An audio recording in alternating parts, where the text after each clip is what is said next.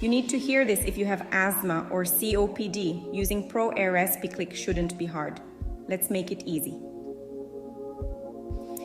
First, open the cap until you hear a click. This means it's ready. No priming and/or shaking needed. Now breathe out fully. Hold the inhaler upright and place the mouthpiece in your mouth. Seal your lips tightly around it. Next, breathe in quickly and deeply. The medicine will automatically be released. Hold your breath for about 10 seconds, then breathe out slowly.